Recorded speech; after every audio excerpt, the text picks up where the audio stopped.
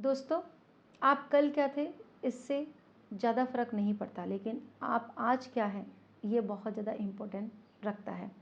नमस्कार दोस्तों, मैं एस्ट्रो रिया रामेश्वर और आप सभी का स्वागत है अपने इस चैनल में। इसका नाम है वैदिक एस्ट्रो बाय रिया। दोस्तों, आज हम बात करेंगे राहु को लेकर के। जैसे कि आपको वीडियो के टाइटल से ही पता चल गया होगा कि जो राहु है वो है मायावी ग्रह, और राहु इस कलयुग में जिसको भी देते हैं छप्पर फाड़ के देते हैं। अगर राहु शुभ हो आपकी कुंडली में और उच्च के हों तो ये समझ लीजिए कि आपका जन्म अगर किसी साधारण परिवार में भी हुआ है तो आप ऊंचाइयों को ज़रूर छुएंगे, या फिर आप अपने जीवन काल में अरबपति खरबपति ज़रूर ही बनते हैं। ये सब राहु की वजह से संभव होता है। राहु एक ऐसा ग्रह जिसके पास में धड़ नहीं है, सिर्फ सर है, और सर है तो थॉट्स बहुत ज़्यादा है, विचार बहुत ज़्यादा है, उतावलापन बहुत ज़्यादा है, हमेशा लगातार वो सिर्फ सोचता ही रहता है, ऐसा उसका स्वभाव होता है।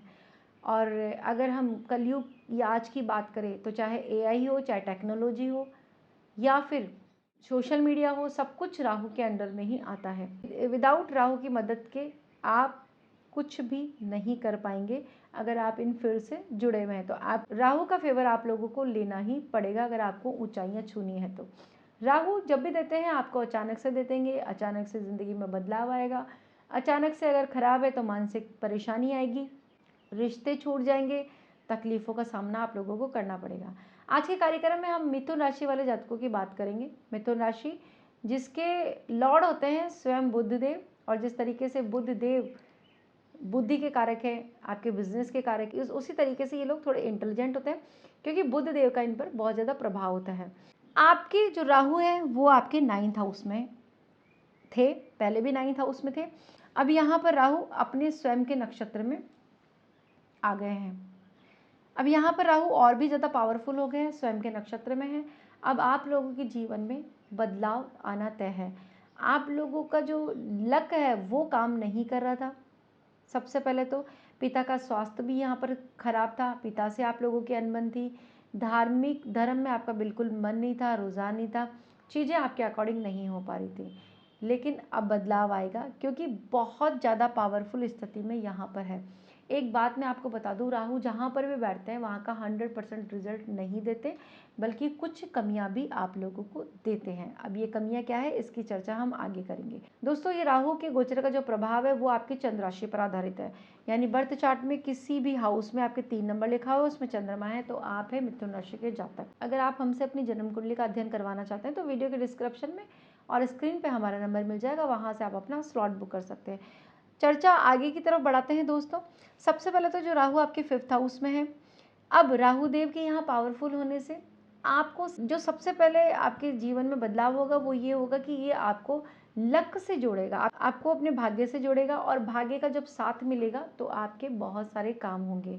खास करके पिता का स्वास्थ्य बहुत अच्छा हो जाएगा, बेहतर हो जाएगा, आपके और आपके फादर के रिलेशन काफ़ी अच्छे हो जाएंगे। लेकिन वहीं आपका पूजा पाठ में कम मन लगेगा, या अभी से ही आपके जीवन में परिवर्तन हो गया होगा। एक दिन आप पूजा कर रहे हैं, दूसरे दिन आपका बिल्कुल भी मन नहीं कर रहा कि क्या ही करना है ये सब करके, ऐसी स्थिति यहाँ पर आ जाती है। सोच आपकी बहुत ज़्यादा भ्रमित हो जाएगी, खास करके पूजा पाठ को लेकर के मन आपका करेगा ही नहीं। आपको लगेगा मुझे करना है, लेकिन आप पता नहीं किन्हीं कारणों में व्यस्त हो जाएंगे, या फिर आपका ध्यान वहाँ से हट जाएगा। यानी धार्मिक चीज़ों की तरफ से आपका जो रुझान है, जो लगाव है, वो वहाँ से हट जाएगा। जो राहु देव है उनके पास भी बृहस्पति की तरह 3 दृष्टियाँ होती हैं। पहली होती है 5वीं, तो जो 5वीं दृष्टि से ये आपके लगन को देखेंगे। ठीक है, लगन पर जैसे ही प्रभाव डालेंगे, सबसे ज़्यादा जो पावरफुल हाउस होता है 12 घरों में से, वो होता है आपका लगन। यानी आप खुद अगर आप मजबूत रहेंगे, आपका आत्मविश्वास अच्छा रहेगा, आप स्वस्थ रहेंगे, आपके विचार शुद्ध होंगे, तो जीवन में आपको बहुत जल्दी ग्रोथ देखने को मिलेगी अगर आप डिसिप्लिन से लाइफ जिएंगे तो। ये सब कुछ सबसे पहले आपके अपने ऊपर ही निर्भर करता है कि आपका स्वास्थ्य कैसा है, आपकी कद काठी कैसी है, आपके साथ में कौन कौन सी चीज़ें जुड़ी हुई है, नेचर कैसा है, ये सब चीज़ें यहाँ से देखी जाती है। इसलिए ये भाव बहुत ज़्यादा इम्पॉर्टेंट होता है। यहाँ पर दृष्टि राहु की डालेंगे। राहु जब यहाँ आपके 1st हाउस में दृष्टि डालेंगे तो सबसे पहले आपको थोड़ा सा उतावलापन देंगे, आपको चीज़ें बहुत ज़्यादा जल्दी जल्दी चाहिए। ठीक है। सोच आपकी बहुत ज़्यादा स्मार्ट कर देंगे, नो डाउट। सोच आपकी ऐसी कर देंगे कि आपको सिर्फ़ और सिर्फ़ पैसों की तरफ आगे बढ़ाएँगे कि मैं पैसा कैसे कमाऊँ और पैसों से अपना और अपने परिवार का जीवन कैसे संतुलित करूँ, या इसके साथ-साथ जो आपके फ्रेंड्स हैं, आपके आस-पास के लोग हैं, उन लोगों के लिए भी आप सोचेंगे, विचारेंगे और सिर्फ़ पैसों के बारे में आप ज़्यादा सोचने वाले हैं। किन्हीं मामलों में थोड़ी बुद्धि आपकी डिस्टर्ब कर देंगे, भ्रमित होएँगे कि मैं ये करूँ, नहीं करूँ। सोच आपकी इतनी ज़्यादा दे देंगे कि आप ख़यालों में ज़्यादा रहेंगे और काम पर आप थोड़ा-सा कम फ़ोकस कर पाएँगे। और जब काम पर पूरा फ़ोकस नहीं कर पाएँगे, सिर्फ़ सोचेंगे ही, तो फिर आपकी ज़िंदगी में कहीं न कहीं परेशानियाँ आएँगी। लेकिन ये राहु यहाँ पर आपके टेक्नोलॉजी से रिलेटेड आपको बहुत अच्छा कोई प्रोजेक्ट दिला देंगे।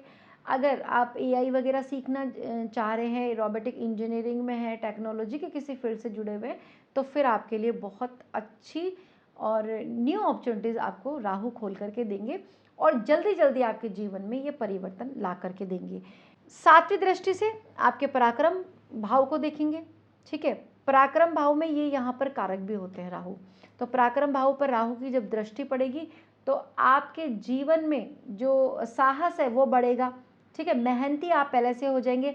यहाँ पर लाइफ आपकी हैक्टिक होगी क्योंकि काम इतना बढ़ जाएगा, एक तो दिमाग से थोड़े थक जाएंगे क्योंकि आपके जो मन में सिर्फ और सिर्फ प्लानिंग चलती रहेगी कि मुझे करना क्या है, मुझे पैसा कैसा कमाना है।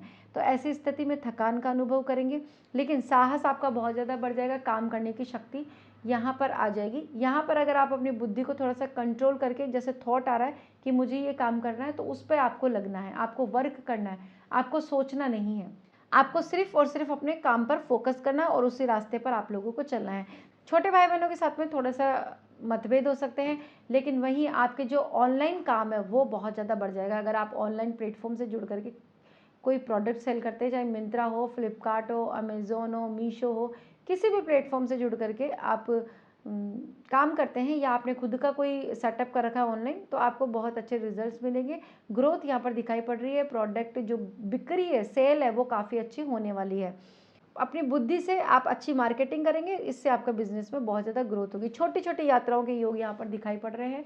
इन छोटी यात्राओं से आपको बहुत ज़्यादा लाभ भी होगा। और यात्राएं कैसी? बिजनेस वाली यात्राएं, यानी आपकी जो बिजनेस ट्रिप है वो ज़्यादा होने वाली है और उनसे आपको लाभ भी होगा। भाई अच्छे क्लाइंट मिल सकते हैं या कोई इन्वेस्टर्स मिल सकता है, या इसके अलावा आप कोई प्रोडक्ट ऐसा ढूंढ के लिए आएंगे जिससे कि आपके ग्रोथ हो। 9वीं दृष्टि आपके पंचम भाव पर पड़ेगी। देखिए, पंचम भाव आपका संतान का है, आपके लव एंड रिलेशनशिप का है और आपकी पढ़ाई का है, बुद्धि विवेक का है। अब यहाँ पर जब राहु देव दृष्टि डालेंगे तो सबसे पहले विद्यार्थियों को नया कुछ सिखाएंगे, आपकी स्किल्स अच्छी हो जाएगी, आपका वे ऑफ टॉकिंग अच्छा हो जाएगा, आपका माइंडसेट अच्छा हो जाएगा। लेकिन यहाँ पर आपको प्रेम संबंधों में डाल देंगे, यानी कि आप जो काम आपको करना चाहिए वो नहीं करेंगे, बल्कि अपनी जो पढ़ाई है उससे आपका ध्यान हटेगा, अदर चीज़ों में आपका ध्यान लग जाएगा। या तो आप गेमिंग की तरफ आकर्षित होने लग जाएंगे या सोशल मीडिया ज़्यादा स्क्रॉलिंग करने लग जाएंगे। ऐसी चीज़ें आप लोगों के साथ हो सकती है, इसका आपको स्वयं ध्यान रखना पड़ेगा। अगर आप यहाँ कंट्रोल करते हैं तो राहु आपको इतना सिखाएंगे कि आप सोच भी नहीं सकते, इतनी आपकी यहाँ पर हेल्प करेंगे। आपको पढ़ाई से जोड़ेंगे, ऐसे सब्जेक्ट से जोड़ेंगे जो आपको कठिन लग रहे थे और अब आसानी से समझ में आएंगे। प्रेम संबंधों के लिहाज से ठीक नहीं कहा जा सकता, क्योंकि राहु दृष्टि डालेंगे तो भ्रम शक बेवजह आप अपने पार्टनर रिपेयर करेंगे और इससे आपके रिश्ते बिगड़ भी सकते हैं। संतान की बात की जाए तो संतान के लिहाज से या संतान की वजह से आपकी ज़िंदगी में कोई खुशखबरी आएगी या संतान की तरक्की होगी, संतान को कोई खुशखबरी मिल सकती है जिससे आपका मन काफ़ी प्रसन्न रहेगा। कंसीव के लिहाज से भी 126 दिन काफ़ी अच्छे हैं, स्ट्रॉन्ग है, इसमें आपका काम बनेगा ही बनेगा। जो मिथुन राशि के लोग हैं वो बहुत सारे लोग होते हैं, तो सबके साथ तो ऐसी चीज़ें संभव है नहीं कि, क्योंकि हर इंसान की कुंडली अलग अलग होती है। लेकिन ये जो मैं बता रही हूँ ये किन लोगों के साथ में होगा? जिन लोगों की कुंडली में राहु की प्लेसमेंट और भी अच्छी है, क्योंकि शास्त्र कहता है जिस भी ग्रह का हम फलादेश सुनते हैं उस ग्रह की स्थिति आपकी कुंडली में बहुत अच्छी होनी चाहिए। अगर वो बेकार भाव में बैठा है या फिर नीच का होकर के बैठा है तो फिर आपको दुखों का सामना भी करना पड़ेगा, यानी वो इतने अच्छे रिजल्ट्स नहीं देगा। मैं हमेशा कमेंट पढ़ती रहती हूँ, आप लोग बहुत कमेंट करते हैं, कई लोग बहुत ज़्यादा नेगेटिव कमेंट करते हैं कि हमारे जीवन में कुछ नहीं हो रहा। तो आपके जीवन में इसलिए कुछ नहीं हो रहा क्योंकि आप कर्म नहीं करते। पहले बात तो अगर आपके जीवन में रियल में ही कुछ नहीं हो रहा और आप चाहते हैं अपने जीवन में बदलाव, आपके जीवन में भी कोई बदलाव हो, तो सबसे पहले तो आप कुछ भी रेमेडी करिए, भगवान की शरण में रहिए, ठीक है। और जो यहाँ पर बताया जाता है उसको अपनी ज़िंदगी में इम्प्लीमेंट कीजिए। कुंडली आप देखिए, अपनी खुद स्वयं देख सकते हैं। उसके बाद में आप बोलिए कि हमारी ज़िंदगी में कुछ नहीं हो रहा। जब आपने कोई स्टडी नहीं करी और सिर्फ आप सुनते हैं और उसके बाद में आप नेगेटिव कमेंट करते हैं, अच्छी बात है मैम, आपके जो नेगेटिव कमेंट है उनका भी हम स्वागत करते हैं। फिर भी आप किसी पे ब्लेम करने से पहले थोड़ा सा आप सोचिए, विचारिए। और ये एक साइंस है, कोई अपने आप को भगवान नहीं बता रही, एस्ट्रोलॉजर कोई भगवान नहीं होता, सिर्फ एक साइंस होती है, एक गणना होती है, उसके हिसाब से ही हम बात करते हैं। और यहाँ पर सिर्फ और सिर्फ ग्रह गोचर की बात हो रही है। चर्चा को और आगे बढ़ा लेते हैं। अब आप खुद स्वयं जान सकते हैं कि आपकी राहु की प्लेसमेंट आपकी कुंडली में कैसी है। मैं बता देती हूँ आपको। एक तो आपका राहु जो है 6, 8 और 12 इन हाउसेस में राहु नहीं होने चाहिए, ठीक है। अगर यहाँ पर बैठे तो कहीं ना कहीं नेगेटिव इफेक्ट आप लोगों को देंगे ही देंगे। इसके अलावा वृश्चिक राशि में और धनु राशि में राहु देव नहीं होने चाहिए, यहाँ पर भी आपको नेगेटिव रिजल्ट्स मिलते हैं। तो दोस्तों अब कुछ उपायों की बात कर लेते हैं कि आप इस राहु के और अच्छे रिजल्ट्स कैसे ले सकते हैं। जहाँ पर आप सोते हैं वहाँ आप अपने तकिए के नीचे एक मोरपंख रखिए। इसके अलावा जो डली वाला नमक आता है, साबुत नमक, उसे आप अपने किसी भी कांच की बाउल में उसे आप अपने सिरहाने रख करके सोइए। हर महीने या महीने में 2 बार आप उसको चेंज करते रहिए। इसके अलावा राहु देव की बीज मत ओम राहंग राहवे नमः, इस मंत्र का आप यथाशक्ति जाप कीजिए और इस राहु के रिजल्ट्स को अपने पक्ष में कीजिए। तो दोस्तों ये थी राहु को लेकर के चर्चा। उम्मीद करते हैं आपको वीडियो पसंद आई होगी। अगर पहली बार मुझे देख रहे हैं, सुन रहे हैं, तो मेरा चैनल सब्सक्राइब करना ना भूलें और बने रहिए हमारे साथ में। मिलते हैं नेक्स्ट वीडियो में नई जानकारी के साथ में। तब तक के लिए राधे राधे।